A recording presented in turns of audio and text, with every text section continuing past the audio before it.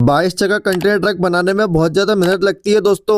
Hello दोस्तों, मैं बना रहा हूँ कार्डबोर्ड से remote control container truck handmade. दोस्तों देखिए, इसका फाइनल इंजन का काम मैंने बहुत अच्छे से फिनिश कर लेता है। अब देखिए सामने फ्रंट का काम करना है और देखिए इसके बैक की ट्रॉली करनी है। फिर दोस्तों देखिए इसमें बहुत अच्छे से ग्लास लगा लेते हैं। देखिए ग्लास लगाने के बाद देखिए परफेक्टली फिनिशिंग करते हैं। देखिए पूरे साइड के ग्लास लगा लेते हैं, फ्रंट के लगा लेते हैं और लेफ्ट एंड राइट के डोर के लगा लेते हैं दोस्तों परफेक्टली। फिर देखिए लगाने के बाद देखिए इसमें ब्लैक कलर की पट्टी से पूरी फिनिशिंग करने वाले। देखिए दोनों साइड की फिनिशिंग करेंगे, फ्रंट की फिनिशिंग करने का देखिए फाइनल लुक भी दे देंगे रूफ का।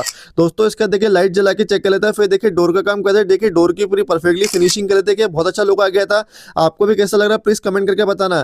थैंक यू सो मच दोस्तों वॉचिंग वीडियो। प्लीज मेरे को फॉलो कर लेना और चैनल भी सब्सक्राइब कर लेना।